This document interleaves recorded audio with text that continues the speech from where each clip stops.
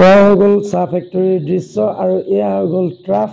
এই ট্ৰাফত পাতৰ কোৱালিটিৰ অনুমান কৰি এটা ইঞ্চিৰ হিচাপত 8 ইঞ্চি বা 10 ইঞ্চিকৈ পাতবিলাক মেলি ৰখা হয় আৰু পাতবিলাক তৈয়াৰী কৰিবৰ কাৰণে গৰম হিট ব্যৱহাৰ কৰা হয়, যিহেতু গৰম হিটৰ বাবে গেছ আৰু কিছুমানত কয়লা ব্যৱহাৰ কৰা হয়, কাৰণ সকলোতে গেছ লাইনৰ সুবিধা নাথাকে। আৰু পাতবিলাক তৈয়াৰী কৰাৰ পিছত এনেদৰে বেগত ভৰাই আৰু এনেদৰে মনোৰেলত নি আঁৰি দিয়া হয় আৰু মনোৰেলডাল এটা নিৰ্দিষ্ট গতিত এটা নিৰ্দিষ্ট সময়সীমাৰ ভিতৰত গৈ ৰটৰ ভেনখনৰ ওচৰ পায়গৈ আৰু ৰটৰ ভেনত গৈ পাতটো ৰিচিভ কৰি লয়। আজিৰ দিনতো এনেকুৱা বহুতো চাহ ফেক্টৰী আছে য'ত আজিলৈকে মনোৰেলৰ ব্যৱহাৰ কৰা হোৱা নাই। তেনে অৱস্থাত লেবাৰবিলাকে কি কৰে, বেগিং কৰি কান্ধত লৈ যায় বা ঠেলাত লৈ যায়, যিহেতু ট্ৰাফৰ পৰা পাতবিলাক তৈয়াৰী কৰি ৰটৰ ভেনলৈ নিবই লাগিব, কাৰণ ৰটৰ ভেনতে গৈ পাতটো কটা আৰম্ভ কৰিব লাগিব। এনেদৰে ৰটৰ ভেনত গৈ এখন চিপ্তা ফিটিং থাকে, এই চিপ্তাখনত গৈ পাতটো ঢালি দিয়ে আৰু চিপ্তাখনে ভাইব্ৰেট কৰি ৰটৰ ভেনত এনেদৰে পাতটো সুমুৱাই দিয়ে আৰু ৰটৰ ভেনে কি কৰে, পাতটো চেপি খুন্দি এনেদৰে বাহিৰ কৰি দিয়ে। পাতৰ কোৱালিটিৰ ওপৰত ডিপেণ্ড কৰি ৰটৰ ভেন এডজাষ্ট কৰি লোৱা হয় আৰু ৰটৰ ভেনে পাতটো এনেকৈ খুন্দি চেপি গুড়ি কৰাৰ পিছত এনেদৰে কনভেয়াৰ বেল্টত পৰে। কনভেয়াৰ বেল্টৰ পৰা এই স্পেটাৰখনে গুড়ি হোৱা পাতবিলাক এটা নিৰ্দিষ্ট লিমিটত ট্ৰেন্সফাৰ কৰি থাকে, যিহেতু যদি এই স্পেটাৰখন নাথাকিলে হয় তেন্তে পাতটো অভাৰ লিমিটত গুচি গ'লেন আৰু অভাৰ লিমিট যোৱা মানে ৰুলাৰে পাতটো কাটিব নোৱাৰিলেহেঁতেন। ইয়াৰ ভিতৰতে সোমাই আছে এযোৰ এযোৰকৈ ৰুলাৰ। সেই ৰুলাৰ ধাৰ থাকে আৰু এই ধাৰবিলাকে পাতটো কাটি দিয়ে। প্ৰতিটো চিটি চিটে বেলেগ বেলেগ কাৰ্ড থাকে, কিছুমান চিটি চিট 3 কাৰ্ড থাকে, কিছুমান চিটি চিট 4 কাৰ্ড থাকে আৰু কিছুমান চিটি চিট 5 কাৰ্ড থকাৰো দেখিবলৈ পোৱা যায়। আৰু এনেদৰে পাতবিলাক কাটি ইটোৰ পৰা সিটো কাৰ্ডত, সিটোৰ পৰা সিটো কাৰ্ডত মানে বেলেগ বেলেগ লেভেলত কাটি পেলাই ট্ৰেন্সফাৰ কৰি থকা হয়। আৰু ইয়াতে থাকে কিছুমান 10 TP 8 TP এনেকুৱা ধৰণৰ কিছুমান থাকে।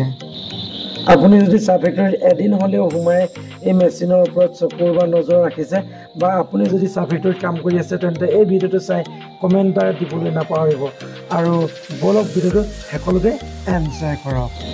এনেদৰে চিটি চিট পাতবিলাক কাটিং হৈ আহি একেবাৰে অৱয়কত এই ঘুগিত মানে এই গোলকৈ ঘূৰি থকা দেখিছে যে এইটোৰ নাম হৈছে ঘুগি। এই ঘুগিত গৈ পাতবিলাক সোমাই গৈ আৰু ঘুগিৰ এটাই মুখ্য কাম হ'ল কি, মানে গুড়িবিলাক ঘুগিটোৱে মানে গোল কৰি দিব। যিহেতু আমি দেখিবলৈ পাওঁ চাহপাতবিলাক প্ৰায় গোল থাকে নহয়নে, সেই গোল হয় যে এই গোলটো কোনে বনায়, এই ঘুগিটোৱে বনায়। ঠিক আছে, এই ঘুগিত গৈ পাতবিলাক সোমাই চুচৰি চুচৰি ইয়াত মানে এটা বললৈ পৰিণত হয়। ইয়াৰ পিছতে দেখিবলৈ পাইছোঁ এনেদৰে মানে চুচৰি চুচৰি বলবিলাক গোল হৈ যায়। চাই লওক, চাওকচোন কিমান ধুনীয়া সুন্দৰ হৈ গৈছে। এয়া কেঁচা পাত, ঠিক আছে। আৰু ইয়াৰ পিছতে এনেদৰে কনভেয়াৰ বেল্টে নি আকৌ নেক্সট এখন কনভেয়াৰ বেল্টত দি দিছে। আৰু এই যে দেখি আছে এইখন স্পেটাৰখনে পাতবিলাক এটা লেভেল বনাই দিছে, মানে অভাৰ যাবলৈ দিয়া নাই আৰু কমকৈ যাবলৈ দিয়া নাই। ঠিক আছে, আৰু এনেদৰে আহি এইখন CFM-ত সোমোৱাই দিলে পাতটো। CFM-তে এই ডাক্টিংবিলাক, তলৰ ডাক্টিংবিলাক দেখিছে, এইটো কিমান মেডুলাৰ হয় মই ইমান ভালকৈ নাজানো, হয়তো 7 মেডুলাৰ হ'ব পাৰে, ইমান ভালকৈ মই জনা নাই।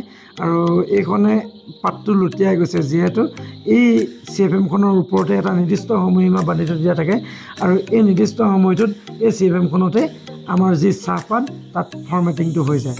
ঠিক আছে, ফৰ্মেটিংটো হোৱাৰ পিছতে এনেদৰে কনভেয়াৰ বেল্টত পৰে। আকৌ কনভেয়াৰ বেল্টৰ পৰা এনেদৰে দেখিবলৈ পাইছে আৰু কনভেয়াৰ বেল্টৰ পৰা এনেদৰে গৈ আকৌ নেক্সট বেলেগ কনভেয়াৰ বেল্টত পৰিব। এইখন কনভেয়াৰ বেল্টত পৰাৰ পিছত আৰু এখন ভিতৰত কনভেয়াৰ বেল্ট আছে, তাত পৰিবগৈ। এনেকৈ গৈ থাকে কনভেয়াৰ বেল্টে দি।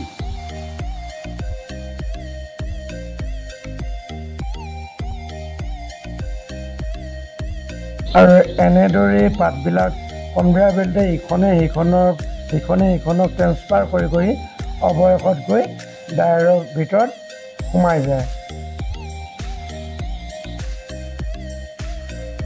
এনেকৈ কনভেয়াৰ বেল্টে কঢ়িয়াই আনি ডায়াৰৰ ভিতৰত সোমাই দিয়ে। মানে এই মেচিনটোৰ নাম হৈ গ'ল ডায়াৰ, আৰু ডায়াৰতে পাতটো সম্পূৰ্ণকৈ শুকোৱা হৈ যায়। চাওক কেনেদৰে পাতটো ওলাই আছে আৰু direct T1 T2 T3 T4 এই টেম্পাৰেচাৰবিলাক সমানে এটা লিমিটত ভালকৈ ৰাখিব লাগিব, তেতিয়াহে পাতটো শুকান কৰিব লাগিব। আৰু এইফালে হৈ গ'ল গেছৰ হিটাৰ। এই হিটাৰটোত মানে গেছ জ্বলি আছে, এইটো অট'মেটিক নহয়, বৰ্তমান মেনুৱেল হৈ আছে। মেনুৱেলৰ পিছতে অট'মেটিক আহিব বুলি কৈছে। মেনুৱেলটোত অলপ অসুবিধা হয় যদিও বহুতে ভাল বুলি কৈছে আমি জানিব পৰা মতে। আৰু এয়া হৈ গ'ল ডাইৰৰ ভিতৰলৈ সোমোৱা RD ফেনৰ হাৱাটো আপুনি কিমানত ৰাখিব, কিমানত ৰাখিলে কিমান ধুনীয়াকৈ চাহপাতটো খেলিব ডাইৰৰ ভিতৰত, এইবিলাকৰ বিষয়ে এই হেণ্ডেলিংডালতে কণ্ট্ৰল কৰিব পাৰি।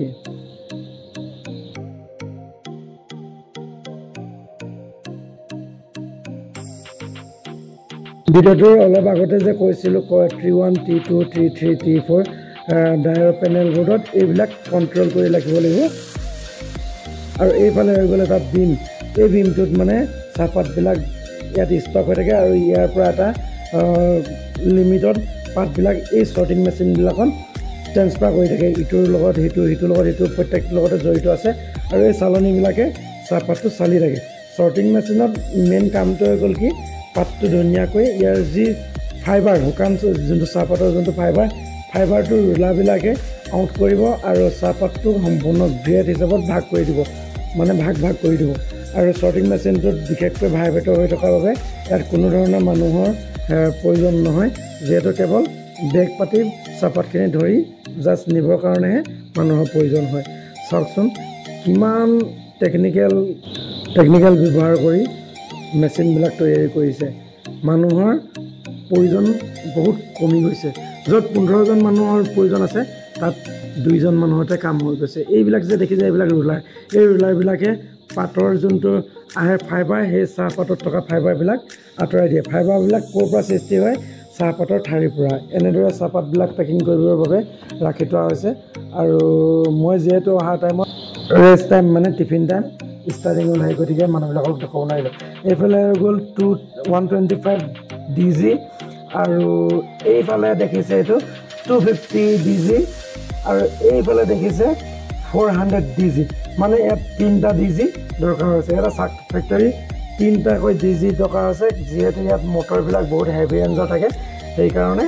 আৰু এইফালে দেখিলে এখন ডাঙৰ পেনেল বোৰ্ড, য'ত মেইন কণ্ট্ৰলাৰ। আজি ভিডিঅ'টো কেনেকুৱা জনাবলৈ নাপাহৰিব। और नीचे जो वो सब्सक्राइब का बटन है ना, उसको हिट करो। कहानी खत्म। देखो मत, जल्दी से करो सब्सक्राइब।